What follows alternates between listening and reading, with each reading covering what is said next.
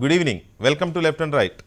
కేంద్ర ప్రభుత్వం ఇటీవల కాలంలో ప్రవేశపెడుతున్న పథకాలకు నిధులు లేకుండానే ప్రవేశపెడుతుందా, లేక నిధులు ఎలాగోలాగా జనం నుంచి బాధేయొచ్చని వాటికి రూపకల్పన చేస్తుందా అనేది తాజాగా తలెత్తుతున్న ప్రశ్న. ఇటీవల కాలంలో స్వచ్ఛ భారత్ అనే ఒక ఉద్యమం తరహాలో కార్యక్రమాన్ని చేపడుతున్నామంటూ చెప్పిన కేంద్ర ప్రభుత్వం, దానికోసం 5 ఏళ్లకు గాను 60,000 కోట్లు కేటాయిస్తున్నామని చెప్పిన కేంద్ర ప్రభుత్వం ఆ తర్వాత కొద్ది నెలలకే దేశ ప్రజలపైన కొంత సెస్ విధించి, అది స్వచ్ఛ భారత్ సెస్ పేరుతో పన్నుల మీద మరొక అదనంగా సెస్ వసూలు చేసే కార్యక్రమం చేపట్టింది. ఆ తర్వాత కొంతకాలానికి మళ్ళీ లేటెస్ట్గా మొన్న 1వ తేదీ నుంచి కృషి కళ్యాణ్ యోజన అనే పథకం కోసం, రైతుల కోసం ప్రవేశపెడుతున్న ఈ పథకం రైతు సంక్షేమం, రైతు అభివృద్ధి, వ్యవసాయ అభివృద్ధి కోసం చెప్పబడుతున్న ఈ పథకం కోసం అంటూ మరొక 0.5% సెస్ను కూడా మళ్ళీ విధించింది. ఇది జూన్ 1 నుంచి అమల్లోకి వచ్చింది. దీంతో మొత్తంగా దేశంలో సర్వీస్ పన్నుల వాటా 15% చేరుకుంది. నిజానికి ప్రభుత్వం వచ్చిన కొత్తలో వీటన్నింటినీ రద్దు చేస్తున్నామని చెప్పిన కేంద్ర ప్రభుత్వం మళ్ళీ ఎందుకు ఈ సెస్ రూపంలో ప్రజల మీద పడుతోంది? పథకాలకు ప్రజల మీద బాధుడు తప్ప ఇంకో మార్గం లేదా? మరి బడ్జెట్లో కేటాయిస్తున్న పద్దుల మాట ఏమిటి? కేవలం ఈ సెస్సుల ఆధారంగా వచ్చే ఆదాయాన్ని దృష్టిలో పెట్టుకునే బడ్జెట్ కేటాయింపులు జరుగుతున్నాయా అనేది తాజాగా తలెత్తుతున్న ప్రశ్న. ఇదే ఇవాళ లెఫ్ట్ అండ్ రైట్.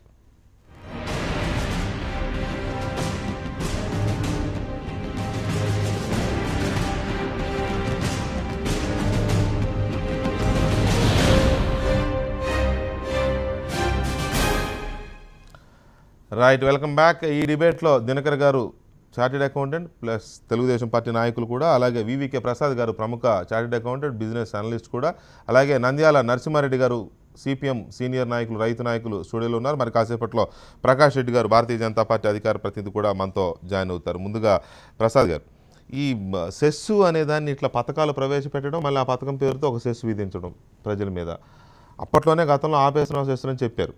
మళ్ళీ సర్వశిక్ష అభియాన్ పేరుతో కొంత వేశారు అప్పట్లో విద్యా సెస్ కింద, మళ్ళీ మధ్యలోనేమో స్వచ్ఛ భారత్, ఇప్పుడేమో కృషి కళ్యాణ్ యోజన.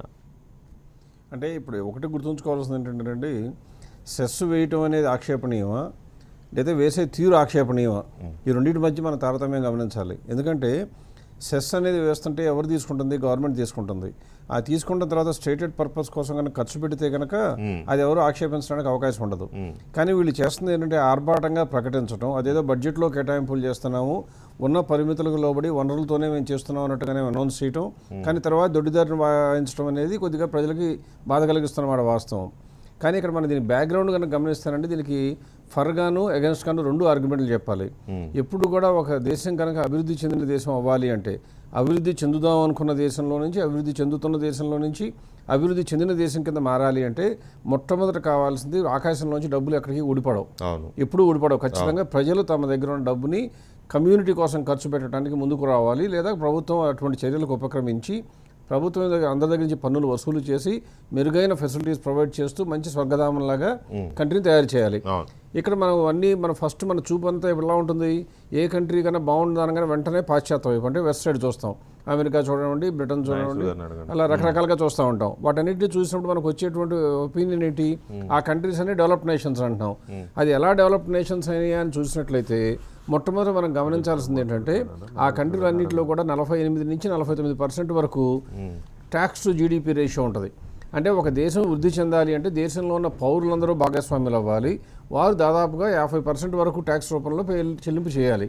మరి ఇండియా పెరుగుదాము అనుకుంటుంటే ఇండియాలో పన్నులకి ట్యాక్స్కి జీడిపికి రేషియో ఎంతో చూస్తే చాలా దయనీయంగా 17%, 18% దాటలేదు. అంటే అర్థం ఏంటి?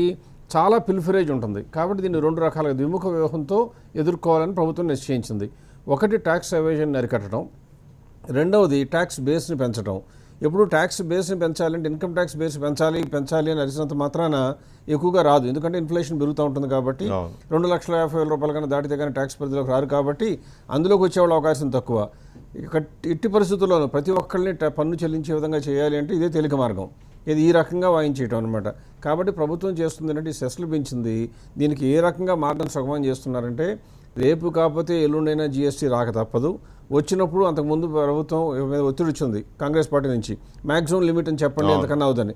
వీళ్ళు చెప్పమంటున్నారు. అంటే అర్థం ఏంటి? ఆ వెసులుబాటు ఉంచుకుంటున్నారు. ఇప్పుడు మాకున్నటువంటి అంచనాల ప్రకారం చూస్తే 18% వరకు వ్యాట్ ఉండే అవకాశం ఉంది. కానీ ప్రస్తుతం ఉన్న సర్వీస్ ట్యాక్స్ అంతా 15 కదా. సో కాబట్టి నెమ్మదిగా అంచెలంచెలుగా వేరు పేర్లతో పెంచి దాదాపుగా ఆ పర్సంటేజ్ కనుక దగ్గరికి తీసుకొచ్చేస్తే జిఎస్టీ తీసుకొచ్చినప్పుడు ప్రతిష్టంభన కానీ దానికి ప్రతికూలత కానీ ఎవరి దగ్గర నుంచి వచ్చే అవకాశం ఉండదు. అందువల్ల ప్రభుత్వం ఎత్తుగడలో ఒక భాగం కింద ఇప్పుడు యావరేజ్గా సర్వీస్ ట్యాక్సెస్ కానీ ఇప్పుడు పెరిగిన సెస్ వీటితో 15% అయింది కదా, ఇది కానీ వాట్ కానీ యావరేజ్గా అన్ని గూడ్స్ మీద లేకపోవచ్చు. ఇది యావరేజ్గా తీసుకున్నప్పుడు ఎంత పడుతుందో ఒక సిటిజన్కి ఎంత పే చేస్తున్నాడు అంటే మీరు చూడవలసింది సర్వీస్ ట్యాక్స్ దీన్ని చూడకూడదండి. ఎప్పుడు కూడా ఒక కంపెనీని వస్తువు తయారు చేసి తీసుకొస్తే అందులో ఉండే సర్వీస్ కాంపోనెంట్ మీద ఈ 15% కానీ మొత్తం మీద పడదు. అలాగే అక్కడ వ్యాట్ అనేది ఏమొస్తుంది, దాని మ్యానుఫ్యాక్చరింగ్ కాస్ట్లో వచ్చి దాని మీద పడతా ఉంటుంది. కాబట్టి రెండు కలిపితే 22% కన్నా ఎక్కువ పెరిగిన దాఖలాలు చాలా తక్కువ ఉంటాయి. ఎక్కడైనా ఎక్సెప్షనల్ కేసెస్, ఉదాహరణకి రెస్టారెంట్స్లోకి వెళ్ళారనుకోండి, అది 2 పరిధిలోకి వస్తుంది కాబట్టి ఎక్కువ పడవచ్చు. అది కూడా ఎందులో ఏసీ రెస్టారెంట్స్లో అయితేనే. నార్మల్ రెస్టారెంట్లో కనుక అయితే మళ్ళీ సర్వీస్ ట్యాక్స్ను తక్కువ పడాలి, వ్యాట్లు తక్కువ పడాలి. సో కాబట్టి ఏసీ రెస్టారెంట్లో అంటే ధనవంతులకి అందుబాటులో ఉండే వస్తువుల మీద, ధనవంతులకి అందుబాటులో ఉండేటువంటి సర్వీసెస్ మీద పన్ను వేస్తాను అంటే ప్రజలు మొత్తం కూడా ముందు మూకుమ్మడిగా ఓకే అంటారు. దానికి కారణం ఏంటంటే ఈ ధనవంతులందరూ కూడా దోచుకున్న వాళ్ళే అనే భావన ప్రజల్లో ప్రబలటం. కాబట్టి అది తరిగిపోవాలి అంటే జిఎస్టీ రాక తప్పదు. జిఎస్టీ వచ్చిన రోజున ఖచ్చితంగా ఈ వెసులుబాటు వస్తుంది. దానికి ప్రిపేర్ అవుతున్నట్టుగానే దీన్ని అర్థం చేసుకోవాలి తప్పితే దీన్ని సమర్థించాలా అంటే ఇదే కనుక సర్వీస్ ట్యాక్స్ 0.5% పెంచుతానంటే ఇంతకన్నా ఎక్కువ ప్రతిష్టంభన, ఇంతకన్నా ఎక్కువ ఖచ్చితంగా అపోజిషన్ వస్తుంది. అందువల్ల చిన్నగా పెంచుకోవటం. ఇవాళ చూడండి, అందరూ చచ్చిపోతున్నారు, రైతులు చచ్చిపోతున్నారు అంటారు. కాబట్టి రైతుల కోసం చేస్తాను అంటే వద్దనే వాళ్ళు లేరు. అవును, ఆ పేరుతో మీరు అన్నది కరెక్టే. ఆ పేరుతో వసూలు చేస్తున్నది ఆ పర్పస్కి వెళ్తుందా, ఇష్టారాజ్యంగా వేస్తున్నారు అనేది ఒకటి. తర్వాత దినకర్ గారు, ఇప్పుడు దేశంలో రకరకాల పన్నులు, రకరకాల ఏ పేర్లైనా పెట్టుకోండి, దానికి ఎక్సైజ్ సుంకాలు అంటారు, లేకపోతే పన్నులు అంటారు, ఇన్కమ్ ట్యాక్స్ ఆదాయ పన్ను అంటారు. ఇవన్నిటిని ఆధారం చేసుకుని వచ్చిన రెవెన్యూస్ ఆధారంగానే బడ్జెట్ రూపకల్పన చేస్తున్నారు. మళ్ళీ కృషి కళ్యాణ్ అని పేరు పెట్టినా ఇంకోటి పెట్టినా అగ్రికల్చర్ కోసమే కదా. దానికోసం అంటే ఒక హెడ్ ఉన్న తర్వాత ఆ హెడ్లో కొంత బడ్జెట్కి ఈ కేటాయింపులు సంవత్సరం చేసిన తర్వాత మళ్ళీ దాని మీద సెస్ చేయడం అని అంటే ఏం చూసుకుని చేస్తున్నారు? దీన్ని ఎలా యాక్సెప్ట్ చేయాలి ఈ దేశం జనాభా? ఇప్పుడు అగ్రికల్చర్కి బడ్జెట్ చూసేటప్పటికి దాదాపు 16,000 కోట్ల రూపాయల వరకు పెట్టడం జరిగింది. అయితే అందులో కవర్ కానీ అదనపు అంశాలు ఏవైతే ఉన్నాయో వాటికి సోర్స్ ఏదైతే కావాలో దానికోసం చేసినటువంటి ప్రయత్నంగా కనపడుతుంది. అయితే ఇందులో చాలా అంశాలు ఇమిడిపడి ఉన్నాయి. ఇంతకుముందు సర్వీస్ ట్యాక్స్ ఏదైతే 14% ఉందో స్వచ్ఛ భారత్ వచ్చిన తర్వాత 0.5% ఎన్హాన్స్ చేసినప్పుడు 14.5 అయింది. దానికి ఇప్పుడు మళ్ళీ జూన్ 1వ తారీఖు నుంచి ఇంకొక 0.5% యాడ్ అవటం వల్ల 15%కి వచ్చింది. దీన్ని ఏంటంటే ఈ ఫైనాన్సింగ్ చేయాల్సినటువంటి అవసరాలు ఉన్నటువంటి ప్రాధాన్యత క్రమాలు ఉన్నటువంటి అగ్రికల్చర్ యాక్టివిటీస్కి ఈ అమౌంట్ని వాడతాము అనేటటువంటి ఉద్దేశాన్ని కేంద్ర ప్రభుత్వం చెప్తా ఉంది. ముఖ్యంగా ఏంటంటే అగ్రికల్చర్ సెక్టార్కి సంబంధించినప్పుడు ఆ సెక్టార్లో ఎంగేజ్ కాబడినటువంటి ట్రైనింగ్కి సంబంధించినటువంటి కల్టివేషన్ కావచ్చు, లేకపోతే క్వాలిటీ సీడ్స్ క్వాలిటీ కానీ, అలాగే క్రాప్ డెవలప్మెంట్ కానీ, ప్రొక్యూర్మెంట్ అగ్రికల్చర్ ఇన్పుట్స్కి వాటికి సంబంధించినటువంటి వాటికి ఇన్సెంటివ్స్ ఎక్కడెక్కడ ఇవ్వాలో వాటికి మేము దీన్ని వినియోగిస్తాము అనేటటువంటి మాట చెప్తున్నారు.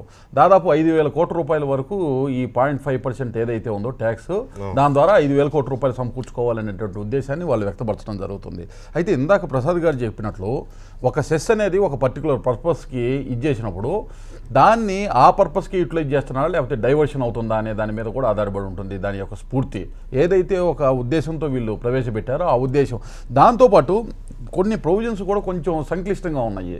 ఏంటంటే ఏం చెప్పారు, ఏ సర్వీస్కి అయితే వాడతారో ఇన్పుట్ సర్వీస్ ప్రొవైడర్ ఎవరైతే ఉన్నారో సర్వీస్ ప్రొవైడర్ అవుట్పుట్కి యూటిలైజ్ సేమ్ సర్వీస్కి మాత్రమే క్రెడిట్కి వాడుకోవచ్చు దాన్ని అని అన్నారు. కానీ అగ్రికల్చర్ సెక్టార్లోనే ఉన్నటువంటి మ్యానుఫ్యాక్చరింగ్ ఐటమ్స్ ఉన్నాయి. అటువంటి వాళ్ళు చేసేటప్పుడు ఎక్సైజ్ డ్యూటీకి కూడా ఈ క్రెడిట్ని సన్వేట్ క్రెడిట్ రూల్స్లో మార్చి ఇవ్వాల్సినటువంటి అవసరం ఉంది అని అసోచాం వాళ్ళు కూడా ఒక నివేదిక ఇవ్వడం జరిగింది కేంద్ర ప్రభుత్వానికి. అయితే కేంద్ర ప్రభుత్వం చెప్తుంది, ఎందుకంటే ఈ సర్వీసెస్ అన్నిటికీ కూడా జీడిపిలో ఉండవలసినటువంటి కాంట్రిబ్యూషన్ అగ్రికల్చర్ నుంచి రావాల్సినంత రావటం లేదు. ఈ వెసులుబాటు కనుక కల్పిస్తే వ్యవసాయదారులకి లబ్ధి చెందుతుంది, అలాగే దేశానికి జీడిపి పెరుగుతుందనే ఉద్దేశంతో మేము చేస్తున్నాం అనేటటువంటి మాట అంటున్నారు. ఈ మాట ఒకవైపు అంటూనే ఇంకొకటి ఇన్కమ్ ట్యాక్స్లో వచ్చేటప్పటికి ఏదైతే అగ్రికల్చర్ ప్రోడక్ట్స్ని కోల్డ్ స్టోరేజ్ ఫెసిలిటీస్ పెట్టే దానిలో 150% బెనిఫిట్ ఉన్నదాన్ని 100%కి రెడ్యూస్ చేసేసారు. అంటే కొన్ని సందర్భాల్లో ఇస్తున్నట్టు కనపడినా ఇంకొక ట్యాక్సెస్లో దాన్ని పక్కదోవ పట్టించే విధానంగా కూడా కనబడతా ఉంది. అంటే కనెక్టివిటీ అనేది కొంత ఏదైతే ఆబ్జెక్ట్ రీచ్ అవుదామో ఆ కనెక్టివిటీకి కొంత తగ్గుతూ ఉంది. ఇంకొకటి ఇక్కడ చాలా సున్నితంగా మీరు గమనించినట్లయితే సర్వీసు ఏదైతే ఉందో ఆ సర్వీసు ప్రొవైడ్ చేయడానికి బిఫోర్ 1st జూన్కి సర్వీసు ప్రొవైడ్ చేసి ఇన్వాయిస్ ఆ సర్వీస్కి బిఫోర్ 1st జూన్కే కనుక రైజ్ చేసినట్లయితే పేమెంట్ కూడా 1st జూన్కి వెళ్తే 14.5% సర్వీస్ ట్యాక్స్ పడుతుంది. ఎందుకంటే బిఫోర్ 1st కానీ ఇక్కడ ఇంకొక మతలబు ఉంది. బిఫోర్ 1st జూన్కే సర్వీస్ ప్రొవైడ్ చేసి ఇన్వాయిస్ని బిఫోర్ 1st జూన్కే రైజ్ చేసి పేమెంట్ ఆఫ్టర్ జూన్ పే చేస్తే 15% పడుతుంది. 0.5 ఎక్సెస్ అంటే పేమెంట్ అనేది మెయిన్ క్రైటీరియాగా తీసుకొని వెళ్ళారు. అంటే ఏదో విధంగా రాబట్టాలి అనేటటువంటి ఇదే కనపడుతుంది. నరసింహారెడ్డి గారు, భారతదేశం లాంటి వ్యవసాయక దేశంలో రైతుల అభివృద్ధి కోసం, వ్యవసాయ అభివృద్ధి కోసం ప్రత్యేకంగా ఇప్పటి వరకు వచ్చిన సుంకాలు కానీ పన్నులు కానీ దేశంలో వస్తున్న రెవెన్యూలో మెజారిటీ వాటా వ్యవసాయ అభివృద్ధికి, విద్యాభివృద్ధికి, వైద్యాభివృద్ధికి ఇటువంటి వాటికి కేటాయించుకోవాలి కదా. పథకం ఒకటేమో కొత్తది పెడతారు, దానికి ఒక పేరు పెడతారు. ఆ పేరుతో పెట్టిన పథకం కోసం జనం మీద చేస్తామంటారు. దానికోసం ఎందుకండి ఇంకా పథకాలు పెట్టడం ఎందుకు? కేంద్ర ప్రభుత్వం మన బడ్జెట్లో వ్యవసాయ రంగానికి డబల్ చేస్తున్న వ్యవసాయ రంగాన్ని చెప్పింది. తీరా చేసింది ఏంటంటే గత సంవత్సరం కంటే 0.7% తగ్గించింది. 1.82 ఇచ్చిండ్రు బడ్జెట్లో. ఇప్పుడు ఏమంటాడు, సెస్ కొత్త సెస్ 0.5% పెంచిన అంటాడు. 0.5% సెస్ ఎందుకు పెంచాలి? దేశవ్యాప్తంగా ఎవరి మీద పెంచుతున్నా అనేది పాయింట్.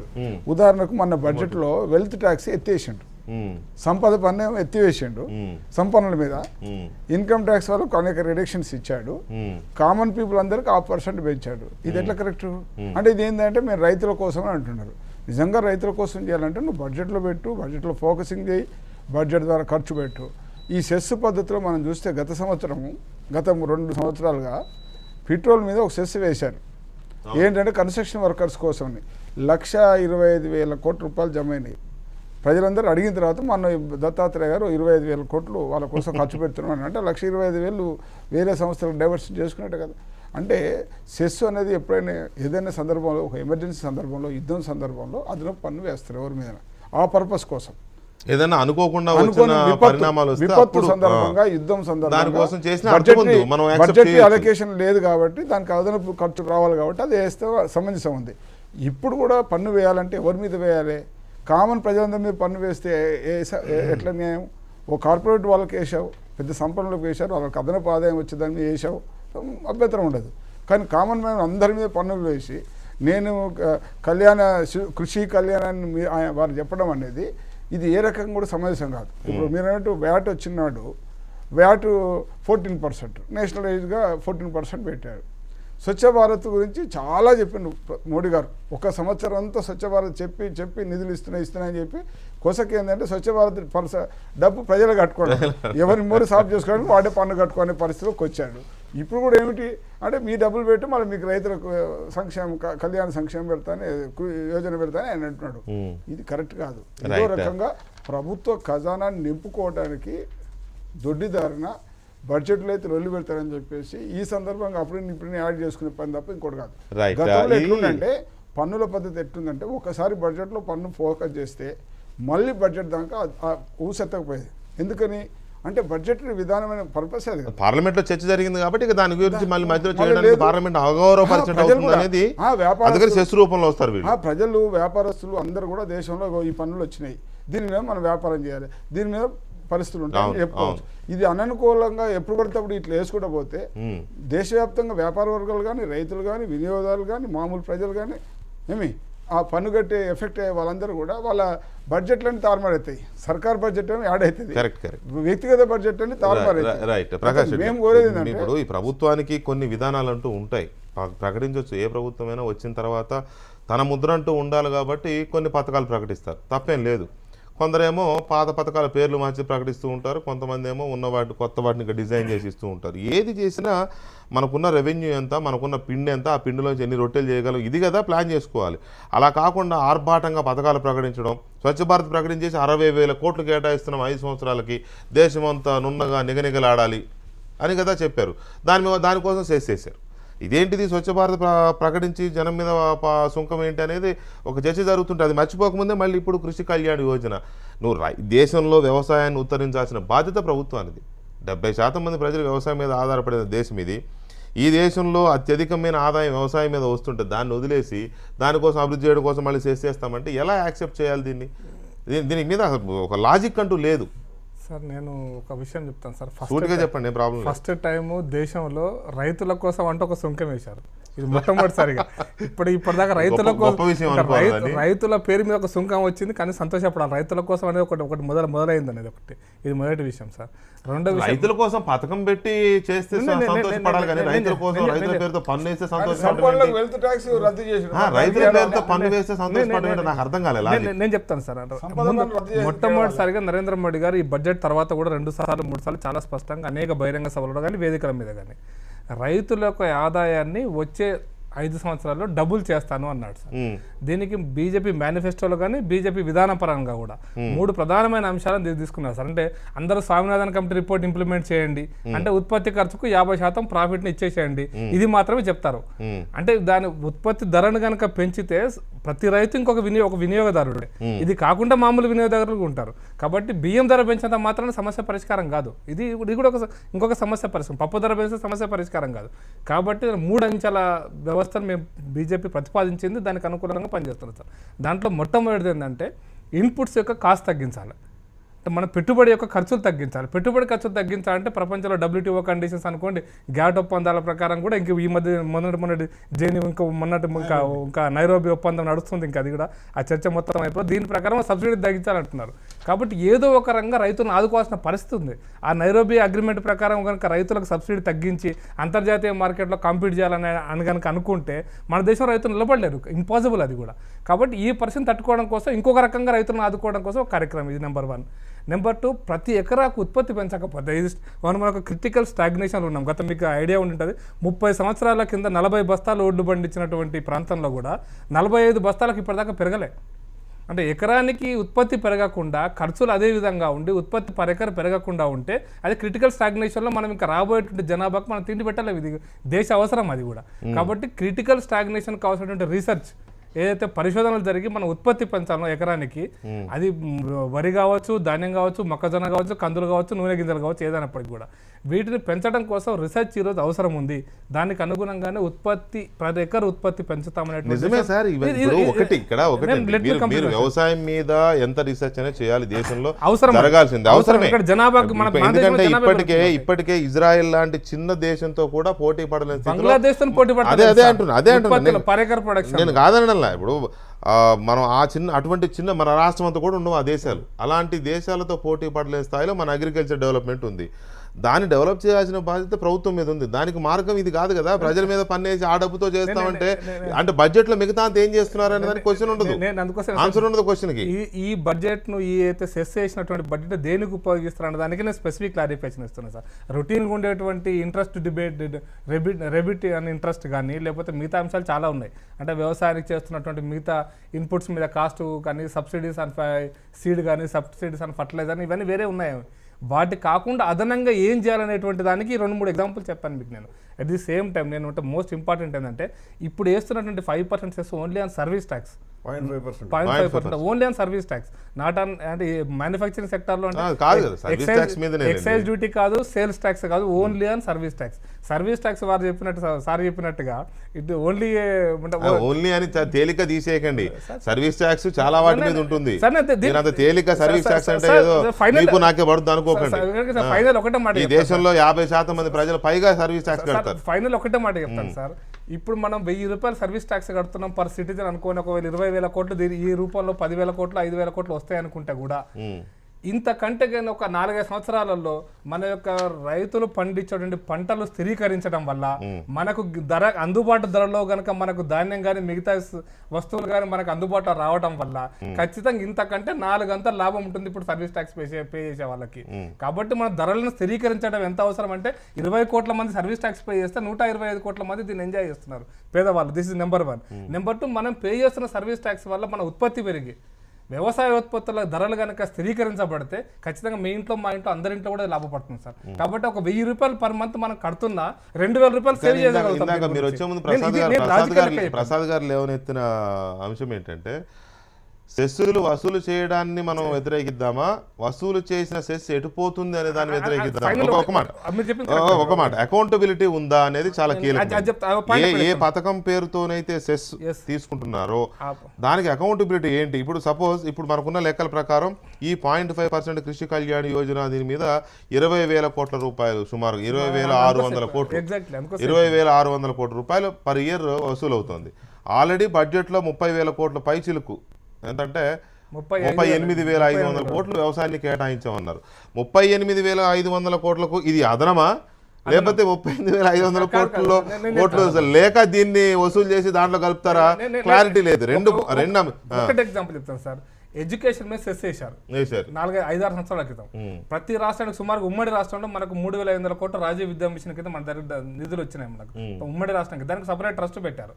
దాని కింద మొత్తం ఆంధ్రప్రదేశ్లో ప్రతి స్కూల్ ని 30 లక్షల రూపాయల ఖర్చుతో చాలా స్కూల్స్ సొంత బిల్డింగ్ కన్స్ట్రక్షన్ చేశారు. That separate budget, separate year market budget అది. ఈ సెస్ అంతా కూడా ఏదైతే ఎడ్యుకేషన్ సెస్ ఏదైతే వేశారో అన్ని రంగాలలో, ఎక్సైజ్ మీద వేసింది, ఇన్కమ్ ట్యాక్స్ మీద ఉంది, అది సర్వీస్ ట్యాక్స్ మీద, అన్ని కలిపితే మొత్తం దేశంలో వచ్చిన 30,000 కోట్లు రాజీవ్ విద్యా మిషన్ కింద పాఠశాలల యొక్క పునరుద్ధరణకి, పాఠశాల యొక్క నిర్మాణానికి ఉపయోగించారు. దాంట్లో డౌటే అవసరం లేదు ఈ రోజు వరకు కూడా. నిధులు కొద్దిగా వెనకమైనా ముందైనా పక్కన పెడితే ట్రెజరీలో ఖచ్చితంగా వాటిని ఉపయోగించడానికి సపరేట్ ట్రస్ట్ పెట్టారు. ప్రసాద్ గారు అర్థం కాదు ఏంటంటే మనం ఎగ్జాంపుల్ చెప్పాను మీకు ఎట్లా ఉపయోగపడుతున్నాయి దానికి ఒక ఎగ్జాంపుల్. అదే పరిస్థితుల్లో మీకు ఒక చిన్న ఎగ్జాంపుల్ చెప్తా. అటల్ బిహారీ వాజ్పేయి గారు ఉన్నప్పుడు ₹1 రోడ్డు ట్యాక్స్ వేశారండి. ఇప్పుడు కంటిన్యూ అవుతుంది. ఒక పెట్రోల్ మీద డీజిల్ మీద మనం ఇప్పటికీ ₹1 పే చేస్తున్నాం. మర్చిపోతారండి, ఇది కూడా మర్చిపోతారు. దాని మార్క్ ఈరోజు హైవేస్ కనపడుతున్నాయి. ఈ రోజు మీకు హైవేస్ లో పెట్టుబడి పెడుతుంది ఆ డబ్బులే. ఈవెన్ ప్రభుత్వానికి వేరే ఇంకెక్కడ నుంచి ఆకాశం నుంచి ఏదో కుబేరుడు వచ్చి మనకు డబ్బులు ఇవ్వడు. But this is the money which utilized for the highway constructions. దాని యొక్క పరిస్థితి, దాని ఫలితాలు మనకు క్లియర్ కనపడుతున్నాయి. ప్రకాష్ గారు పార్టీ పరంగా చెప్పేదంతా ఆటోమేటిక్ గా సమర్థనీయంగా సమర్థించుకుంటామని చెప్తారు, అందులో తప్పులేదు. కాకపోతే అంటే కలెక్ట్ చేసిన సెస్లో ఎన్నో సెస్లు స్పెండ్ చేయకుండా అట్లా వదిలిపోయినాయి. ఉదాహరణకి C&AG రిపోర్ట్ ప్రకారం చూస్తే టీ మీద కలెక్ట్ చేసిన సెస్లో ₹1 కలెక్ట్ పే చేయాలి, ఎంతవరకు ఖర్చు చేయాలి, ₹1 ఖర్చు చేయాలి. కానీ దాని గురించి అంటుకునేవాళ్ళు లేరు, దాని గురించి మాట్లాడేవాళ్ళు లేరు. అట్లాగే మీరు ప్రైమరీ ఎడ్యుకేషన్ సెస్ గురించి చెప్పారు. ప్రైమరీ ఎడ్యుకేషన్ మీద సెస్ పెట్టారు, అందులో కూడా దాదాపుగా 10% ఇంకా ఖర్చు కాకుండా ఉంది. యాక్చువల్గా ఉందా, డైవర్ట్ అయిందా? వేరే కాదండి, ఖర్చు కాకుండా ఉన్నది అంటే అర్థం ఏంటంటే అందులో నుంచి ఎలా ఉంటుంది, కన్సాలిడేటెడ్ ఫండ్ ఆఫ్ ఇండియాకి వెళ్ళిపోతాయి డబ్బులన్నీ కూడా. అందులో నుంచి ఈ ఫండ్ కోసం ఇవ్వాలి అంటే ఎంతో దయనీయమైన పరిస్థితి ఉందంటే కొన్ని చోట్ల సెస్ కలెక్ట్ చేస్తే ఖర్చు పెట్టడానికి ఎవరికి ఇవ్వాలో కూడా గవర్నమెంట్కి తెలియట్లేదు. ఇవాళ బీజేపీనా, కాంగ్రెసా, యూపీఆ, ఎన్డీఏ అని మాట్లాడక్కర్లేదండి.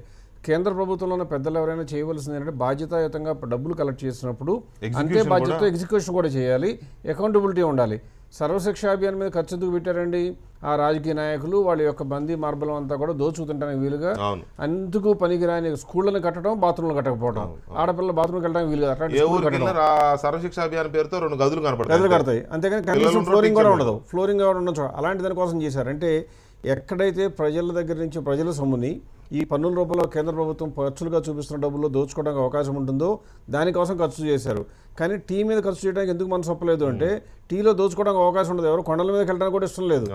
ఎంతసేపు మనకు ఇంటి దగ్గరికి వస్తే దోచుకుందామని తప్పితే అందుకు దాని మీద ఖర్చు పెట్టలేదు. For example research and development cess అని మొదలు పెట్టారండి, స్కిల్ డెవలప్మెంట్ రకాలు చేశారండి. అందులో 80% ఇంకా ఖర్చు చేయట్లేదండి. ఇంతవరకు ఖర్చు చేయాలి. C&AG రిపోర్ట్ ప్రకారం నేను సొంతం చెప్పే కాదు. అలాగే యూనివర్సల్ సర్వీస్ ఆబ్లిగేషన్ ఫండ్ అని చేస్తే అందులో 60% ఇంతవరకు ఖర్చు చేయలేదు. అంటే మరి గవర్నమెంట్ ఏం చేస్తుంది, డబ్బులు తీసుకున్న తర్వాత ఖర్చు చేయాల్సిన బాధ్యత దాని మీద ఉంది కదా. ఇలా ఇన్ని వందలు వేల కోట్లు తీసుకొచ్చి కలెక్ట్ చేసి చేయకుండా ఆ డబ్బు అంతా నిజంగా మీరు అన్నట్టుగా ఏమవుతుంది అంటే డబ్బు అనేది ఫంజిబుల్ అంటాం. అంటే ఒక డబ్బు కనుక నా జేబులోకి వస్తే అది వెంకటకృష్ణ ఇచ్చారా, దినకర్ ఇచ్చారా, నరసింహారెడ్డి గారు ఇచ్చారా, ఇంకొకరు ఇచ్చారో తెలియదు, దానికి ఒకటే రూపం, అదే 1000 రూపాయలు 1000 రూపాయలే. కాబట్టి నేను ఇచ్చిన 1000 రూపాయలు ఏం చేసావంటే నేను ఎంతసేపు ఒక 1000 రూపాయలు ఖర్చు చేశానని చెప్తా, మీకు 1000 రూపాయలు ఖర్చు చేశాను చెప్తాను, మీరు ఊరుకుంటారు. ఈయనకే 1000 రూపాయలు ఖర్చు చేశాను చెప్తాను, ఈయన ఊరుకుంటాడు, అందరూ ఊరుకుంటారు.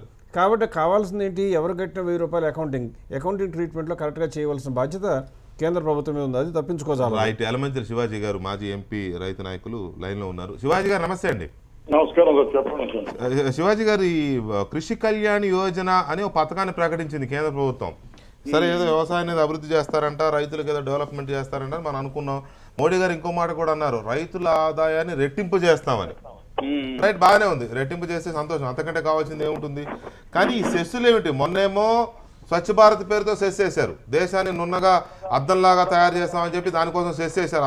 60,000 కోట్లు బడ్జెట్లో కేటాయించి దానికోసం సెస్ చేశారు జనం మీద. ఇప్పుడేమో మళ్ళీ కృషి కళ్యాణ్ యోజనకి పేరుతో సెస్ చేశారు. దీన్ని ఎలా చూడాలి మనం? ఇప్పుడు దేశంలో ఏదైనా విపత్తు వస్తేనో, ఒక ఉపద్రవం వస్తేనో, దాని నుంచి బయటపడడానికి, ఆ గండ నుంచి బయటపడడం కోసం, ఆ నష్టాన్ని పూడ్చుకోవడం కోసం ఆ పేరుతో సెస్ చేశారంటే అర్థం ఉంది. అభివృద్ధి పథకాల పేరుతో సెస్ చేయడాన్ని ఎలా చూడాలి మనం? ఒకటి. రెండోది, ఈ సెస్ ద్వారా వచ్చిన నిధి ఎంతైనా కానీ 20,000 కోట్లు కృషి కళ్యాణ్ యోజన ద్వారా వస్తున్నది. వీటికి అకౌంటబిలిటీ ఏంటి, దీనికే పెడుతున్నారు, గ్యారంటీ ఏంటి? ఇప్పుడు దీంట్లో ఏంటంటే వెంకటకృష్ణ గారు, సెస్ ట్యాక్స్, సెస్ అనేది డిఫరెంట్, ట్యాక్స్ అనేది డిఫరెంట్. అవును. ఎందువల్ల ట్యాక్స్ అనేది అది స్టేట్ గా ట్రెజరీలోకి వెళ్ళిపోతుంది, గవర్నమెంట్ జనరల్ ఫండ్ లోకి వెళ్తుంది. సెస్ అంటే డిజైర్డ్ పర్పస్ కోసం ఉపయోగించాలి. దానికి ఒక నిబద్ధత లేకుండా దేని మీద పెడితే దాని మీద ట్యాక్స్ కాకుండా మళ్ళీ సెస్సులు వేయటం, దాంట్లోనేమో రాష్ట్రాలకు వాటా ఉండదు సెస్సులో ఒక భాగం. రెండో భాగం మీకు క్లాసికల్ ఎగ్జాంపుల్ చెబుతాం. క్లాసికల్ ఎగ్జాంపుల్ ఏంటంటే రోడ్డు సెస్ ఉంది. అవును. రోడ్డు సెస్ మనం పెట్రోల్ కొట్టించినా, డీజిల్ కొట్టించినా దాని మీద సెస్ చేశారు, రూపాయి అంత ఉండదు, 2 రూపాయలు. ఆ డబ్బుని రోడ్డు డెవలప్మెంట్ కి ఉపయోగించాలి, ఒక భాగం ఉపయోగిస్తారు అనుకోండి. రెండో పక్కన ఏం చేస్తున్నారు, టోల్ గేట్ పెడుతున్నారు. అవును, డబుల్ టాక్సేషన్. అది ఎడిపోతుందో తెలియదు. తర్వాత ఈ అంశంలో తీసుకున్నట్టయితే ఏంటంటే దీంట్లోనూ కొత్తగా నువ్వు రోడ్డు వేయాల, మనకి మా ఢిల్లీ మద్రాసు రోడ్డు ఉంది అనుకోండి, అది షాజహాన్ దగ్గర నుంచి ఉంది, ఫ్రమ్ టైమ్స్ ఇమ్మోరియల్. నువ్వు వేసిన రోడ్డు కాదు అది. అది నేను బెదవాడ నుంచి గుంటూరు వెళ్ళాలనుకోండి, గుంటూరు నుంచి బెదవాడ వెళ్ళాలంటే 150 రూపాయలు ట్యాక్స్ సెస్ వసూలు, టోల్ గేట్ వసూలు చేస్తున్నావు. నువ్వు కొత్త రోడ్డు వేసి ఒక ఎక్స్ప్రెస్ హైవే పెట్టి వసూలు చేస్తే అదొక రకం, నా పాత రోడ్డు మీద నువ్వు వసూలు చేస్తున్నావు. నాకు అంత అర్జెంట్ లేదు, బెదవాడ వెళ్ళాలి 10 నిమిషాలు ముందు వెనక వెళ్తుంటా, నా మీద 150 రూపాయలు వసూలు చేస్తానంటే ఎలాగా? The facility I'm enjoying from times immemorial, that is denied. రెండో పక్క ఏమో సెస్ మరి ఫ్యూయల్ మీద సెస్ వసూలు చేస్తున్నారు, రోడ్ సెస్ అని చెప్పి. ఈ మాదిరిగా ద్వంద్వ ప్రమాణాలు ఆచరించడం ఇది చాలా బాధ్యత రాహిత్యంగా ఉంది. దాంట్లో రాష్ట్ర ప్రభుత్వాలకు వాటా లేకపోవటం, తర్వాత రైతులకు ఆదాయం రెట్టింపు ఎలాగ చేస్తారండి, అది ఎలాగ సాధ్యం? ఏం చేస్తారు? మరి దిగుబడి పెంచుతారా, రేట్లు పెంచుతారా? రేట్లు పెంచితే మళ్ళీ ఇన్ఫ్లేషన్ పెరగదా, ఇన్ఫ్లేషన్ పెరిగితే మళ్ళీ డిఏ పెరగదా, డిఏ పెరిగితే మిగతా వర్గాల మీద ప్రభావం పడదా?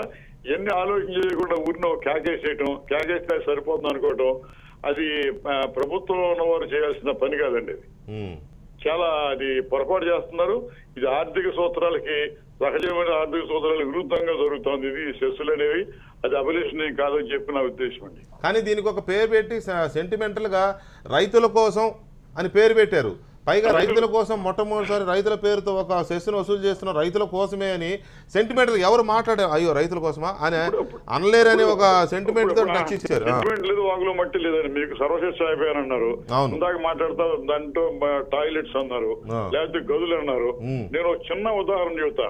మా జిల్లా పరిషత్, మా గ్రామంలో జిల్లా పరిషత్ హై స్కూల్ నేను ఎంపీగా ఉండగా 10-30 సంవత్సరాలు ఏర్పాటు చేశాను. ఏర్పాటు చేసిన తర్వాత దానికి కాంపౌండ్ వాళ్ళు కావాలి. కాంపౌండ్ వాల్ కావాలంటే 10 లక్షల రూపాయలు అవసరం దానికి. ఈ 10 లక్షల రూపాయల గురించి నేను 2 సంవత్సరాలు బట్టి మరి కమిషనర్, 2 కమిషనర్లు, 3 కమిషనర్లు మారారు, 3 సర్వశిక్ష ప్రాజెక్ట్ డైరెక్టర్లు మారారు. దాంట్లో దురదృష్టం ఏంటంటే దాంట్లో రెగ్యులర్ గా ఉండేవాళ్ళు కాకుండా ఫారెస్ట్ నుంచి వచ్చిన వాళ్ళు, పోస్టల్ నుంచి వచ్చిన వాళ్ళు దాంట్లో ఉన్నారు. దాంట్లో ఉన్న తర్వాత ఈ 10 లక్షల రూపాయలు దాన్ని ఆ ఫైల్ తీసుకెళ్లి అందజేశారంటే దాన్ని 100 కోట్లు చేశారు. దాన్ని 100 కోట్లు చేసి నాబార్డు పంపుతా ఉంటున్నారు. అక్కడ ఎవడు వెళ్ళడు, రాష్ట్ర ప్రభుత్వం నుంచి డిజిటల్ ప్రాజెక్ట్ రిపోర్ట్ ఇవ్వడు. చాలా బాధ్యత రాహిత్యంగా ఫైనాన్స్ డిపార్ట్మెంట్ కానీ, ఎడ్యుకేషన్ డిపార్ట్మెంట్ కానీ నడుస్తుంది. దాని మీద ప్రభుత్వంలో ఉన్న మంత్రులకి పట్టున్నట్టు ఒకపట్లేదు ఇక్కడ. Right. ఈ మాదిరిగా మొత్తం నీళ్లు గారిపోయి చాలా ఎగతాళి వేళాకోవడం కిందకు వచ్చే పరిస్థితి మనకు కనపడుతుందండి. రైట్ శివాజీ గారు, thank you very much Shivaji గారు. ఇక్కడ దినకర్ గారు, బడ్జెట్ ప్రవేశపెట్టిన ప్రతిసారి ఇది ఒక అంకెల గారడీ అని మనకు తెలుసు. ప్రతిసారి వీళ్ళు చేస్తున్నదంతా పై మెరుగులే తప్ప అసలు డీప్గా దాన్ని స్టడీ చేస్తే చాలా లోటుపాట్లు బయటపడుతూ ఉంటాయి. బడ్జెట్లో కొన్ని ఆకర్షణీయమైన పథకాలు ప్రకటించాలి, ఎందుకంటే విపక్షాల నుంచి విమర్శలు రాకూడదు ఇమీడియట్గా. అట్లాగే దేశంలో జనాభా కూడా బడ్జెట్ బాగుంది, ఆహా ఇది కాస్త ఉపయోగకరమయ్యే బడ్జెట్ అని మళ్ళాంటి వాళ్ళందరూ ఇక్కడ కూర్చొని గంటలు చర్చించాలి. కాబట్టి దానికి ఒక మసాలా కోసం ఏదో కొన్ని పథకాలు ప్రవేశపెట్టాలి. సో ఇవన్నీ కూడా ఇప్పుడు తర్వాత ప్రకటిస్తున్న ఈ సెస్సులు కానీ ఇవి కానీ బడ్జెట్లో లోటుని పూడ్చుకోవడానిక, వాళ్ళు చేసిన అంకెల గారడీని సమర్థించుకోవడానికి చేస్తున్న సెస్సులు అనుకోవాలా, నిజంగానే ఆ సెక్టర్ ఇప్పుడు ఆ సర్వశిక్ష అభియాన్, ఎడ్యుకేషన్, లేకపోతే స్వచ్ఛ భారత్ నిజంగానే దేశం మొత్తాన్ని క్లీన్గా నీట్గా చేసేయాలి, లేదు ఇప్పుడు కొత్తగా వచ్చిన కృషి కళ్యాణ్ రైతుల్ని అభివృద్ధి చేయాలి, వీటి కోసమే చేస్తారనుకోవాలా? బడ్జెట్లో లోటుని భర్తీ చేసుకోవడానికి ఇవి ఉపయోగపడతాయని నేను అనుకోను. ఎందుకంటే సెస్ అనేది స్పెసిఫిక్ పర్పస్ కాబట్టి ఎంతైతే కరెక్ట్ చేస్తున్నామో అది దాన్ని ఛేదించాలి. అది ఏంటనేది అది కాగ్ రిపోర్ట్స్ ఉంటాయి కదా, దాన్ని బట్టి మనం ఐడెంటిఫై చేయొచ్చు. కాకుంటే ఇక్కడ మనం గమనిస్తే ఈ రీసెంట్గా వచ్చినటువంటి సెస్సులు ఒకటి స్వచ్ఛ భారత్ మీద ఒక 10,000 కోట్ల రూపాయలు, ఇప్పుడు ఈ కృషి కళ్యాణ్ యోజనకి సంబంధించి ఒక 5,000 కోట్లు, 20,000 దాంతోపాటు ఇంకొక 3,000 కోట్ల రూపాయలు ఇన్ఫ్రాస్ట్రక్చర్ సెస్ అనేది ఈ ఫైనాన్షియల్ ఇయర్లో వస్తూ ఉంది. కార్స్ వాటికి సంబంధించి దాదాపు ఆల్రెడీ వేగా దానికి ప్రొవిజన్స్ కూడా ఇదైపోయినాయి దానికి. దీంతో పాటు ఇప్పుడు ఈ క్లీన్ ఎనర్జీ సెస్ అని ఉంది, దేని మీద కోలు, లిగ్నైట్, వీటి మీద ఇది వరకు 200 రూపీస్ పర్ మెట్రిక్ టన్ ఉండేది, దాన్ని 400 రూపీస్ చేసేసి. అంటే అంటే మొత్తం నేను ఓవరాల్ గా చెప్తున్నాను, ఇలా సెస్సుల రూపంలో కలెక్ట్ చేసేటటువంటి అన్ని అంశాల మీద. అయితే ఇది పర్పస్ ఫుల్ గా ఏ పర్పస్ కి మనం కలెక్ట్ చేస్తున్నాం దానికి వెళ్తుందా, డైవర్ట్ అవుతుందా అనేది ఇంపార్టెంట్. ఒకవేళ డైవర్ట్ కాకుండా ఆ పర్పస్ కే కనుక దీన్ని వినియోగించినట్లయితే డెఫినెట్గా మంచి జరిగేటటువంటి అవకాశమే కనపడుతుంది. ఎందుకంటే ఎప్పుడైతే అక్కడ ఉండేటటువంటి విత్తనాలకి సంబంధించి నాణ్యత కావచ్చు, లేకపోతే అగ్రికల్చర్ ప్రోడక్ట్ డెవలప్మెంట్కి సంబంధించినవి కావచ్చు, రీసెర్చ్కి కావచ్చు, వాటికి కనుక ఉన్న ఫెసిలిటీకి, ఎగ్జిస్టింగ్ ఫెసిలిటీకి అదనంగా యూటిలైజ్ చేసి రైతులకి నిజంగా ఉపయోగపడేటటువంటి పరిస్థితికి దాన్ని వినియోగించగలిగితే మటుకి మంచిదే. కానీ ఇందులో ఇందాక కాస్ట్ అనేది తగ్గించి జనాలకి అందియచ్చు అనే మాట, దానిలో ఒక కాంట్రడిక్షన్ ఉంది. ఏంటంటే ఈ పర్టికులర్ ట్యాక్స్ ఏదైతే ఉందో, ఈ సెస్ ఉందో, ఈ సెస్ అగ్రికల్చర్ పర్పస్కే వాడేటటువంటి మ్యానుఫ్యాక్చరింగ్ ఐటమ్స్ తయారు చేసేటటువంటి ఇండస్ట్రీస్కి, వాళ్ళకి ఎగ్జంప్టెడ్ గూడ్స్లో ఉన్న వాళ్ళకి రిఫండ్కి అలౌ చేయట్లేదు. అంటే దాని ఎగ్జాంపుల్ ఏంటి, ఆయన ఏదైతే పే చేశాడో ఆ అమౌంట్ అతను కనుక అవుట్పుట్ ట్యాక్స్ నుంచి క్లెయిమ్ చేసుకోలేకపోతే అది అతనికి అడిషనల్ బర్డన్ అవుతుంది. ఆటోమేటిక్గా అది ఎవరి మీదకి త్రో అవుతుంది, కన్జ్యూమర్ మీదకి వేయాల్సిందే. అదొకటి.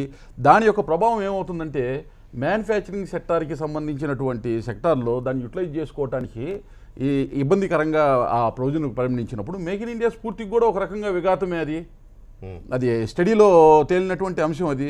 కాబట్టి అటువంటి అంశాలు కూడా లోతుగా చూడాల్సినటువంటి అవసరం కూడా ఉంది. ఎందుకంటే నువ్వు ఇన్పుట్ ట్యాక్స్ కట్టావు, అవుట్పుట్ ట్యాక్స్ వేరియస్ రీజన్స్ వల్ల ఈ లేనప్పుడు automatic it is indirectly burden on cost అది. కాబట్టి ఇది నేను చెప్పింది కాదండి, అనాలిసిస్ లో ఆల్రెడీ రిప్రజెంటేషన్ నా ఇండివిజువల్ పాయింట్. గత ప్రభుత్వం నుంచి కూడా మన ప్రస్తుత ప్రభుత్వం కూడా ఏవైతే మెకనైజేషన్, యాంత్రీకరణ విషయంలో వారు స్పెసిఫిక్గా ఇన్పుట్స్ అంటున్నారు, వాటి విషయంలో ట్రాక్టర్ దగ్గర నుంచి వీడిసైడర్తో సహా కల్టివేటరు, రోటావేటరు, ఎనీథింగ్ ఆల్రెడీ 50% సబ్సిడీతో రైతులకు ఇస్తున్నారు. ఇప్పుడు రైతులకు నేరుగా సబ్సిడీ కూడా ఇస్తున్నారు. అంటే ఒక 5 రైతులు కనుక కలిసితే ఒక 10 లక్షల వరకు సబ్సిడీని, మన 10 లక్షలు అంటే 5 లక్షల సబ్సిడీని ఇప్పటికి ఆల్రెడీ ఇస్తున్నారు. ఇటువంటివి చాలా ఆల్రెడీ ఎగ్జిబిషన్లో ఉన్నాయి. ఎప్పటి నుంచి అంటే గత 3 సంవత్సరాల నుంచి ఉన్నాయి సార్. అంటే కొత్తగా వచ్చిన సార్ అందుకోసం అని చెప్తున్నాను. దాంట్లో కూడా రెండు అందుకోసం పాయింట్ చెప్తున్నాను. ట్రాక్టర్ కొంటున్నారు, ట్రాక్టర్ను కమర్షియల్కి వాడుతున్నారా వ్యవసాయానికి వాడుతున్నా అనే దానికి డిఫరెన్స్ వస్తుంది ఇక్కడ కూడా. ఇక్కడ కమర్షియల్ పర్పస్ కనుక వాడితే దాని మీద ట్యాక్స్ ఉంటుంది. సరే, రైతు ఒక విలేజ్ లో రైతు ట్రాక్టర్ కొనుక్కున్న తర్వాత 365 డేస్ వ్యవసాయం ఉండదండి. అందుకోసం 4 months ఉంటుంది. తర్వాత కమర్షియల్ పనికి ప్రకాష్ రెడ్డి వాడుకోవాలి. గారు చెప్తున్నారు యంత్రాల కోసం మేము ఈ సెస్ చేస్తున్నా ఈ సెస్ అనేది నేను ఉదాహరణ చెప్పాను అంటే చెప్తున్నాను. యాంత్రీకరణ నేను వచ్చేటువంటి సమస్య అని. ఇప్పుడు కాంగ్రెస్ వాళ్ళు సర్వీస్ ట్యాక్స్ చేశారు, సెస్ అదనకు పెట్టారు. అదేంటంటే ఆయన బళ్ళు కట్టించారు, రాజు సర్వ శిక్షా అభియాన్ కట్టించిన అది పెట్టాడు. మీరు అదే పన్ను పద్ధతులు పెట్టారు. ఈ పన్ను అదనపు పన్ను ఎందుకు వేయాలి? మీరు నిజంగా వ్యవసాయ రంగాన్ని చేయాలంటే బడ్జెట్లో మన వ్యవసాయానికి ఉపయోగపడే ఉపకరణలు అన్నిటి మీద ట్యాక్స్ ఎత్తేసి, ట్యాక్స్ ఇస్తే అది చీపులు దొరుకుతుంది. నువ్వు యాంత్రీకరణ పేరుతో చెప్తే కిందాక యంత్రాలు కిందాక రైతుల దగ్గర ప్రభుత్వానికి ఆదాయం పడిపోదు. అందుకనే ఇది అదనపు ఆదాయం. ప్రభుత్వము చేస్తున్నది అది యూపీఏ కానీ ఎన్డీఏ కానీ ఏడీఏ కానీ ప్రజల మీద పన్ను ఎక్కువ వేసి సంపన్నులకు ఎక్కువ రాయితీలు ఇస్తున్నారు. రాయితీల వర్షం పోతే ఒక లాస్ట్ వర్డ్ నేను అంటున్నా, మన బడ్జెట్ లో వెల్త్ ట్యాక్స్ ఎందుకు ఎత్తేసారు? సంపద పన్ను ఎందుకు ఎత్తేసారు? సంపద పన్ను పేదవాడిదా? పేదవాడు కాదు కదా. మరి అట్లాంటి ఒకవేళ ఒక రేంజ్ ఆఫ్ ఇన్కమ్ ట్యాక్స్ మీద ఇట్లాంటి రైతులకు ఉపయోగపడే పనులు మాకు అభ్యంతరలే. కానీ కామన్ అందరూ సర్వీస్ ట్యాక్స్ అనేది, సేవా పనులు అనేది కామన్ గా పడే పరిస్థితి వచ్చినప్పుడు భారం ఎవరికి? పేరేమో రైతులది, భారమేమో 30-40% పీపుల్ సఫర్ అవుతున్నారు. నువ్వు స్వచ్ఛ భారత్ అంటే దానికి వేరే పన్ను, దీనికి వేరే, దానికి పన్నులు వేసి ఎత్తేయడం ఎందుకు, ఇలాంటి వీటికేమో సెస్ వేయడం ఎందుకు అనేది వారి ప్రశ్న. సంపద పన్ను ఎత్తేయడానికి ఒక రీజన్ ఉంది, ఎందుకంటే కాస్ట్ బెనిఫిట్ అనాలిసిస్. ఎందుకంటే దాని నుంచి వచ్చే benefit very clear, very clear. నేను చెప్తాను అదే యాక్చువల్లీ కాదు. కాస్ట్ బెనిఫిట్ అనాలిసిస్ అంటే ఆ పన్నుని వసూలు చేయడానికి అయ్యే ఖర్చు ఇంకా ఎక్కువ అవుతుంది వచ్చే పన్ను కన్నా. ఇటువంటి ఎగ్జాంపుల్స్ మనం తీసుకుంటే పూర్తి కూడా పోయే ప్రమాదం గారు. అది సంపద పన్ను అనేది ఇప్పుడు లేదు, నెహ్రూ గారి కాలం ఉన్నదాని సంగతి తీసేయడానికి రీజన్ ఏంటంటే రాను వాళ్ళు ఏమైందంటే బలిసిపోయి అన్ని లెక్కలంతా తారుమారు చేసిన కూడా సంపద పన్ను తగ్గించారు. సంపద వాస్తవం అయితే అది చెప్పిన ట్యాక్స్, కొత్త ట్యాక్స్ తీసేసినావు, పేపర్ మీద కొత్త ట్యాక్స్ చేస్తున్నారు. పేపర్ మీద నెంబర్లు చూస్తే దినకర్ గారు చెప్పింది నిజమని నమ్మకం భ్రమ వచ్చే అవకాశం ఉందండి. సంపద పన్ను అంటే అసలు ఎవరు కట్టాలి? నరసింహరెడ్డి గారు చెప్పింది పూర్తిగా లోతులోకి వెళ్ళిపోయినా కరెక్ట్గా విశ్లేషిస్తే కరెక్ట్ మాట. సంపన్నులే కట్టాలి అంటారు. సంపన్నులు దేని మీద కట్టాలి అంటారు? సంపద మీద కట్టాలి అన్నప్పుడు మీరు బ్యాంకులో బ్యాలెన్స్ కనుక వేసుకుంటే వడ్డీ పెరిగితే ₹1,00,00,000 10 కోట్లు అయిపోతే 10 కోట్లు సంపదే. కానీ అదే మీరు ల్యాండ్ కనుక కొనుక్కుంటే ₹1,00,000 పెట్టి కొనుక్కుంటే 100 కోట్లు అయిపోతే ₹1,00,000 మీద సంపద పన్ను ఏంటండి? ఇవాళ రోజున ఎక్కడో అక్కర్లేదు, ఒక్క హైదరాబాద్లోనే తీసుకుంటే జూబ్లీ హిల్స్ ఒకటే తీసుకోండి, ఎన్నో ఖాళీ స్థలాలు ఉంటాయి. ఖాళీ స్థలాలు అన్నిటి మీద కన్నా సంపన్న పన్ను యాక్చువల్గా పన్ను విధించాలి రూల్ ప్రకారం. ఇల్లు కట్టుకోకపోతే ఖాళీ సైట్ ఉంటే కట్టాలి. కానీ ఉండేదంతా ఎవరి పేరు మీద? పొలిటీషియన్స్ దగ్గరే ఉంటాయి, బీజేపీ వాళ్ళు కానివ్వండి, ఇంకొకరు కానివ్వండి. కాబట్టి వాళ్ళందరూ ఏం చేస్తారు? బినామీస్ కాదండి, వాళ్ళ పేర్లే ఉంటాయి తక్కువ రేట్లో కొన్నప్పుడు. కాబట్టి వాళ్ళందరూ ఏం చేస్తారు? పన్ను ఉంచుకోవటం వీళ్ళు కాకుండా పన్ను ఒక రూల్స్ని వాటన్నిటికీ ఎగ్జామ్షన్ ఇచ్చేట్టుగా చేశారు. పైగా డోర్ నెంబర్ ఉంటే, మున్సిపల్ డోర్ నెంబర్ ఉంటే కనుక ట్యాక్స్ ఎగ్జామ్షన్ ఉంటుంది. కాబట్టి ఒక చిన్న ఇల్లు కడతారు, 2,000 గజాల స్థలంలో ఒక చిన్న ఇల్లు వేసి ఒక కరెంట్ కనెక్షన్ తీసుకుంటారు. అది ఎగ్జామ్టెడా? మరి దానికన్నా కాకుండా పన్ను సరిగ్గా విధించినట్లయితే వాళ్ళందరూ ఏం చేస్తారు? అంత ఆస్తిని ఉంచుకోవటం, దాని మీద వృధాగా ఖర్చు పెట్టడం అనవసరం కాబట్టి అమ్ముతారు. అమ్మితే రేట్లు తగ్గుతాయి, ప్రజల జీవన ప్రమాణాలు కూడా పెరిగే అవకాశం ఉంటుంది. కాబట్టి సంపద పన్ను విధించడానికి ఖర్చు చేసింది ఎక్కువ, వసూలైన తక్కువ అని చెప్పడం కేవలం ప్రజలను భ్రమింపజేయడమే తప్పితే ఎట్టి పరిస్థితుల్లోనూ సమర్థనీయం కానే కాదు. ఖచ్చితంగా వేయాలి. ఇంకొక పాయింట్ అండి, అధిక ఆదాయం ఉన్న వాళ్ళ మీద ట్యాక్స్ వేయండి అంటున్నారు. అది కమ్యూనిస్ట్ భావజాలం ఉంది కాబట్టి, సిపిఎం కాబట్టి గ్యారంటీగా నరసింహారెడ్డి గారు అంటారు. అది ఎలా ఉంటుందంటే ఏదైనా ఒక పరిమితికి లోబడి ఉండాలి. మీరు మా దగ్గరికి రండి, ఇండస్ట్రీలు పెట్టండి, ఉద్యోగాలు ఇవ్వండి, జీతాలు ఇవ్వండి, వాళ్ళు పని చేయకపోయినా పోషించండి, మీకు లాభాలు వస్తే ట్యాక్స్ కట్టండి అంటే రెండు వైపులా కొనడానికి మీరే లాభపడదాం అంటే కుదరదు. అంటే పేద ప్రజలు కాదని ఎవరో అన్నాం, కానీ వచ్చే ప్రతి వ్యక్తి కూడా సంపాదించుకోవాలని ఆశతోనే వస్తారు. మనం విదేశీ పెట్టుబడులను ఆశిస్తున్నాము అంటే వాళ్ళు వచ్చిన ప్రతి పైసాకి కూడా ప్రతిఫలం ఖచ్చితంగా ఆశిస్తారు. వాళ్ళకి చూపించాల్సిన అవకాశం మనకు ఉంది. ఎప్పుడు కూడా చట్టాలు మార్చాలి. ఇప్పుడు కార్మిక చట్టాలు మారుస్తాను అంటే అందరూ కూడా చేస్తారు. కార్మిక చట్టాలు మార్చకపోతే వాడు వచ్చి పని చేయకపోయినా తీసే అవకాశం లేకపోతే ఇండస్ట్రీ ఎందుకు పెడతారంటే పెట్టరు. కాబట్టి నాణ్యానికి రెండు వైపులా చూడటం అనేది మన ధర్మం. కాబట్టి ఈ రోజున సెస్ వేయటం తప్పు, అందులో డౌట్ ఏం లేదంటే సెస్ ఈ రకంగా వేయటం తప్పు. ఎందుకంటే ఏ సెస్ చూసినా కూడా చూస్తే అన్ని సెస్లో కూడా ట్యాక్స్ పే చేసింది కలెక్ట్ చేసిన అమౌంటే ఖర్చు పెట్టకపోతే మళ్ళీ ఇంకా కొత్తగా వేయటం. తర్వాత ప్రసాద్ గారు ఇంకోటి ఏంటంటే నేను అడుగుతున్నది కొన్ని కోర్ సెక్టర్స్ ఇవి ఈ దేశంలో కనీస బాధ్యతలు ఇవి, అగ్రికల్చర్ కానీ, ఎడ్యుకేషన్ కానీ, హెల్త్ కానీ, ఇటువంటివి.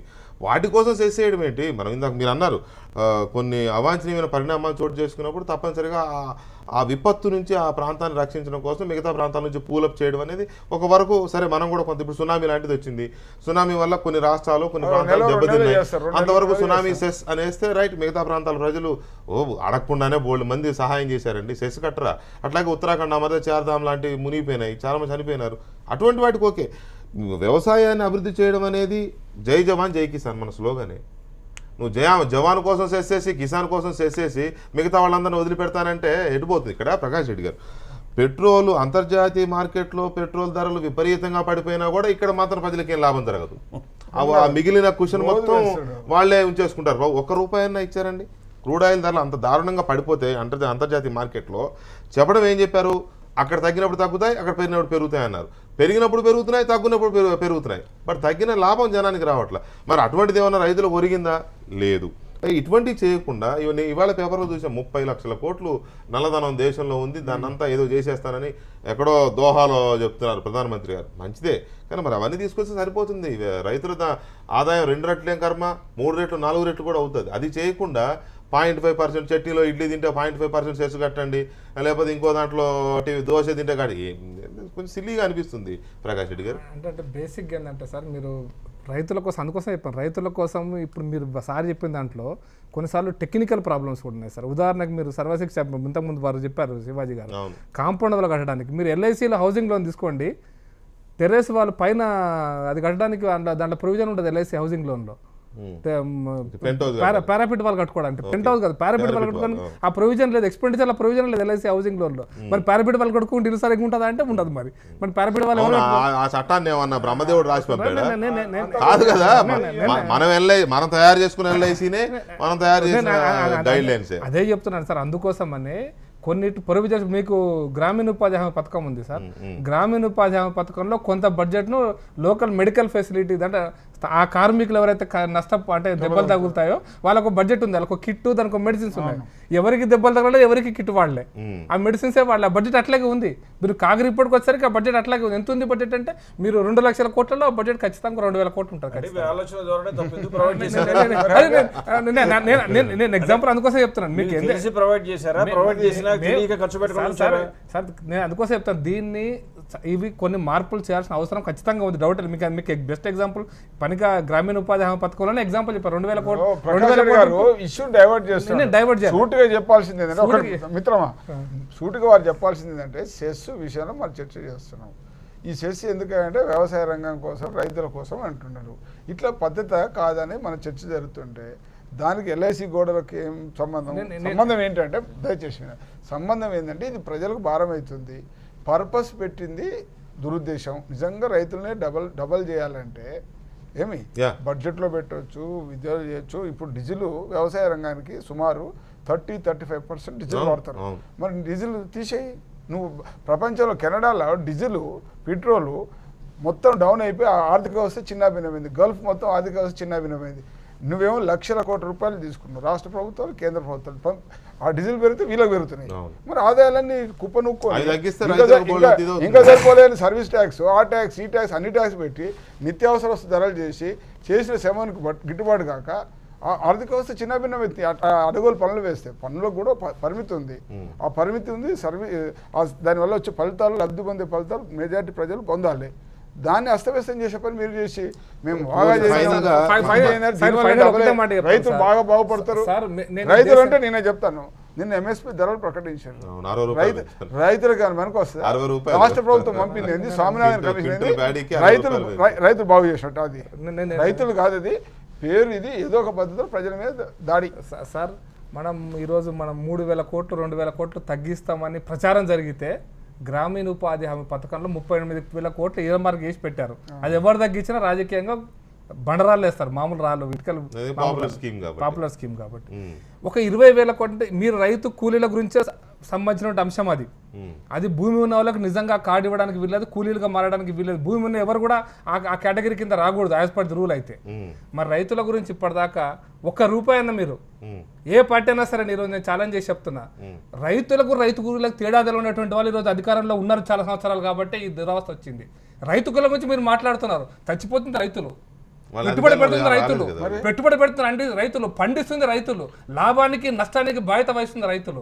రైతు కూలీల గురించి మీరు ఇంత ఆలోచించారు, రైతుల గురించి ఏ ఒక్క మీరు అన్న ఆర్గ్యుమెంట్ కరెక్ట్, ఆర్గ్యుమెంట్ కరెక్టే, కానీ దానికి సెస్ వేయడం అనేది ఎలా పరిష్కారం అవుతుంది? పోనీ ఈ 20,000 కోట్ల రూపాయలతో దేశంలో వ్యవసాయ రంగం ఏమన్నా పరిడి వెళ్తుందా? రైతుల ఆదాయం రెట్టింపు అవుతుందా? 20,000 ఆఫ్టర్ ఆల్ 20 crores అండి, 20,000 crores 16 లక్షల బడ్జెట్ లో అందులో సగం పోనీ నాన్ ప్లాన్ అనుకున్నా, సగం ప్లాన్ అనుకున్నా. కందిపప్పు వినియోగదారులకు ₹180 అమ్ముతున్నారు. చాక్లెట్ల బిస్కెట్ దేశంలో 20,000 కోట్లు, రైతుకేమో 5,000 రూపాయలు క్వింటాలు, 5,000 క్వింటాలు అంటే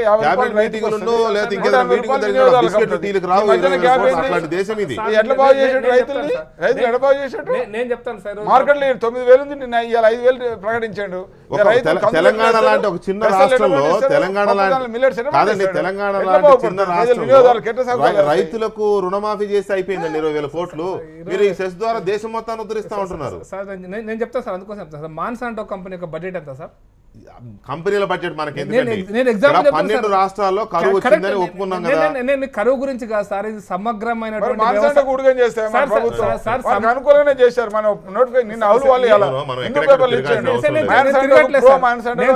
అందుకోసం చెప్తున్నాను సార్. నేను నా ఫస్ట్ స్టేట్మెంట్ లో చెప్పాను సార్, వ్యవసాయం మీద ఈ రోజు పరిశోధనలు జరగాల్సిన అవసరం ఉంది. క్రిటికల్ స్టాగ్నేషన్ లో ఉన్నాం, ఇది దేశ అవసరం. మాన్సాంటో లాంటి కంపెనీలు విత్తన ఉత్పత్తి చేయగలిగినప్పుడు ఒక విదేశీ ప్రైవేట్ కంపెనీ, భారత ప్రభుత్వం దాని విషయంలో ఆలోచించకుండా 60 సంవత్సరాలు నెగ్లెక్ట్ చేసి రంగం అని చెప్పి నేను చెప్తున్నాను. అందుకోసం నేను సార్ ఫైనల్ ఒక విషయం చెప్తాను సార్. ఒక ఉదాహరణ చెప్తున్నాను, మొత్తం భారతదేశంలో ఒక తెలంగాణలో తీస్తే సుమారుగా 20,000 ఎకరాల భూమిని వ్యవసాయ విశ్వవిద్యాలయాలకు అనుబంధంగా ఉంది. Research zero, research zero. అందుకోసం ఇన్సెంటివ్స్ ఇవ్వాల్సిన అవసరం ఉంది. రీసెర్చ్ పెంచాల్సిన అవసరం ఉంది సార్. పరిశోధనలు పెంచాలి, ఎకరానికి ఉత్పత్తిని దిగుబడి దానికోసం ఉపయోగించాలి. ప్రజలకు అర్థమయ్యే భాషలోనే దిగుబడి పెంచాలి, దిగుబడి పెంచాలి. అసోసం ఏం చెప్పిందండి, 2 సంవత్సరాల కరువు వల్ల ఈ దేశంలో 12 రాష్ట్రాల్లో 6.5 లక్షల కోట్ల రూపాయలు మన నష్టం వచ్చింది. సబ్జెక్టు కరెక్షన్ 7 లక్షల కోట్లు సుమారుగా. ప్రత్యక్షంగానే అదే సార్, ప్రత్యక్ష మీరే చెప్తారు, ప్రత్యక్షంగానే 7 లక్షల కోట్ల రూపాయలు రైతాంగం నష్టపోయిందని చెప్పి స్పష్టంగా సర్వే చెప్పింది. ఒకటి, ఇంత భారీ ఎత్తున దేశం నష్టపోయినప్పుడు, రైతాంగమే వ్యవసాయ రంగమే నష్టపోయినప్పుడు ఈ 20,000 కోట్ల రూపాయలు మేమేదో రైతుల కోసం సెస్ వసూలు చేస్తామని చెప్తే ఇది ఏమైనా ఉపయోగపడుతుందా? ఈ వ్యవసాయ రంగానికి ఏమైనా ఉపయోగపడే కార్యక్రమం ఏది? అంటే ఇప్పుడు ప్రధానంగా గమనించాల్సింది ఏంటంటే, చెట్టు చచ్చిపోతుందంటే మన దగ్గర ఒక బకెట్లో నీళ్లు ఉంటే తాగుతామా, చెట్టుకి నీళ్లు పోస్తామండి. అందరు కోరిక చెట్టు బతకాలని, కానీ అవకాశం లేనప్పుడు ఏం చేయాలి? ఖచ్చితంగా మనిషే తాగాలి, తర్వాత చెట్టు బతికించాలి. అట్లాగే వాళ్ళ రోజు ప్రభుత్వానికి 7 లక్షల కోట్లు వచ్చిన అసోసియేషన్ చెప్పింది. మరి అసోసియేషన్ చెప్పింది కదా, అసోసియేషన్ ఏమైనా కలెక్ట్ చేసి ఇవ్వగలదా? ఇవ్వలేదు. ప్రభుత్వం దగ్గర ఏమైనా అపరిమితమైన వనరులు ఉంటాయా? ఉండవు. కాబట్టి అన్నీ కూడా బడ్జెట్లో ఇచ్చి రేపు పొద్దున్నే డైవర్ట్ చేస్తే ఇండస్ట్రియలిస్టులు పెడతారు. ఒకవేళ ఇండస్ట్రియలిస్టులు ఎక్కువ ఇస్తే అగ్రికల్చరలిస్టులు పెడతారు. సో ఇది ఎప్పుడు కూడా బ్యాలెన్సింగ్ యాక్ట్ అండి ప్రభుత్వం చేయవలసింది. మాటలేమో రైతుల పేరు, చేతలేమో. ఇవాళ మనం గమనించాల్సింది ఏంటంటే, మీరు ప్రభుత్వం చేస్తున్నది కర్షకులు, కార్మికులు, వ్యవసాయదారులు పేరు పిలిపి తీసుకుంటున్నారు కాబట్టి కనీసం ఆ డబ్బన్నా ఈసారన్నా ఆ వ్యవసాయం కోసం ఖర్చు పెట్టండి అనడం వరకే మనం చేయగలం. అది కనుక ఖర్చు చేసినట్లయితే 2 లక్షల కోట్లతో వచ్చే ప్రతిఫలంలో 10,000 20,000 కోట్లకు వచ్చినా కూడా ఎంతోమంది రైతులు బాగుపడే అవకాశం ఉంది. ప్రకాష్ రెడ్డి గారు చెప్పిన దానిలో ఒకటి మంచి పాయింట్ ఉంది. ఈ డబ్బును కనుక రీసెర్చ్ చేయడం కోసం ఖర్చు పెడితే, అంటే డైరెక్ట్గా సబ్సిడీ ఇవ్వడం అనేదేమో కొంతమంది భావన, రైతులకు ఇవ్వండి లేకపోతే రైతు కూలీలకు ఇవ్వండి అని. అలా కాకుండా రీసెర్చ్ కోసం ఖర్చు పెడితే ఫిష్ ఇవ్వమంటారా, ఫిషింగ్ నేర్పమంటారా అంటే ఎట్లాగైతే మనం చెప్తామో, ఎప్పుడు కూడా రీసెర్చ్ తీసుకుని దిగుబడి పెంచే మార్గాలు కనుక ఎక్కువ నేర్చుకున్నట్లయితే 20,000 కోట్లు బహుశా రేపు 2 లక్షల కోట్లకి బాటలు వేయొచ్చు. అందువల్ల ఉద్దేశం మంచిది అవ్వచ్చు. పైగా ఇవాళ రోజు చూస్తుంది, ఇప్పుడు మనం అనుకుంటున్నామండి సెస్ వేస్తే మనం అందరం తిడుతున్నాం, ఎందుకని వేయటానికి మీరు అందరూ పేరు పెడుతున్నారు. మరి రూరల్ ఎలక్ట్రిఫికేషన్ ఇప్పుడు వరకు ప్రపంచవ్యాప్తంగా ఎవరికి తెలియకుండా భారతదేశంలో విపరీతంగా జరిగింది. అందుకు ప్రకాష్ రెడ్డి గారి పార్టీని మెచ్చుకోవాల్సిందే గ్యారంటీగా. మరి దాని ప్రకారం సెస్ వేయలేదుగా. అంటే మన లెక్క ప్రకారం దాని మీద సెస్ వేస్తే ఒప్పుకునే వాళ్ళమా? లేదే. వాళ్ళు అడుగుతుంది ఏంటంటే, కేవలం దీనికోసం కొద్ది గొప్ప చిత్తశుద్ధి ఉన్నట్టుగా కనపడటానికి అవకాశం ఏంటంటే, అక్కడ అవసరం లేకుండా ఫండ్స్ ఉన్నాయి కాబట్టి విదేశీ ఫండ్స్ వస్తున్నాయి కాబట్టి దాని మీద డబ్బులు మేము వేయటం లేదు, దీనికోసం స్పెషల్గా ఖర్చు చేయాలనుకున్నాం కాబట్టి చేస్తున్నాము అన్నట్లుగా భావించవచ్చు. అందువల్ల దానికి ఉన్న నిబద్ధత ఏంటనేది నిబద్ధత మనకున్న ప్రశ్న. అంటే ఇదే కనుక ప్రభుత్వం ప్రజలకు కనుక సంక్షేమం కోసమే ఖర్చు పెడతాను, దీనికోసం విధి విధానాలు ఇవి, దీని ప్రకారం పర్యవేక్షణ కమిటీ ఎప్పటికప్పుడు వైట్ అని ఒక పేపర్ వైట్ లాంటిది పేపర్ ఒకటి రిలీజ్ ఇచ్చినట్లయితే చేస్తుంటే ఖచ్చితంగా మెచ్చుకోదగిన అంశమే. అది వైట్ పేపర్ ఇచ్చి ఇదిగో మేము సర్వశిక్ష అభియాన్ కోసం ఇంత వసూలు చేసాం సెస్ రూపంలో, దాన్ని ఇట్లా ఖర్చు పెట్టాం, లేదు స్వచ్ఛ భారత్, అసలు స్వచ్ఛ భారత్ కోసం జనం మెసేజ్ చేయడం అనేది పెద్ద నెగిటివ్. సమర్థించుకోవడానికి మీరు ఎన్నైనా చెప్పొచ్చు సార్. పోనీ అది ఎంతవరకు జరిగింది, స్వచ్ఛ భారత్ ఎంతవరకు జరిగింది, సినిమా యాక్టర్లు పెద్ద పెద్ద ఫోటోలు చేయడం పనికి వచ్చింది తప్ప నాకేం పెద్ద. సార్ వచ్చే 4 సంవత్సరాలలో సార్ ఒకటే పాయింట్ సార్, 80 లక్షల రూపాయలు యావరేజ్ గా ప్రతి గ్రామ పంచాయతీకి 2 అంశాలు సార్. ఒకటి రోడ్స్, 2 శానిటేషన్ సార్. వీటికి మా ఊరికి 16 లక్షల రూపాయలు వచ్చే పరిస్థితి ఉంది సార్ ప్రతి గ్రామ పంచాయతీకి. చిన్న పల్లె ఎవరో కాంట్రాక్ట్ కాదు, శానిటేషన్ కోసం స్వచ్ఛ భారత్ లో కూడా మాత్రం జరుగుతుంది సార్. స్వచ్ఛ భారత్ టీవీలలో పత్రికల్లో నేను అదే చెప్తాను కదా, సెలబ్రిటీ ఫోటోల కోసం ఒక అంశము, చట్టాలలో ఉన్నటువంటి అంశాలకి లోబడి మాత్రమే పన్నులకి సంబంధించి ట్యాక్స్ ప్లానింగ్ ఎక్కడైనా ఉంటుంది. చట్టాలని మార్చుకోవాల్సినటువంటి బాధ్యత అక్కడ ఉండేటటువంటి ప్రభుత్వాలు నడిపేటటువంటి విధానాన్ని బట్టి ఉంటుంది. చట్టాల్లో ఉన్నటువంటి దానికి తగిన విధంగా ట్యాక్స్ ప్లానింగ్ చేసుకొని కలెక్ట్ అయ్యేది ఏదైతే ఉందో దాన్ని కన్సిడరేషన్ తీసుకుంటాం. పేపర్ మీద అదే కనపడుద్ది.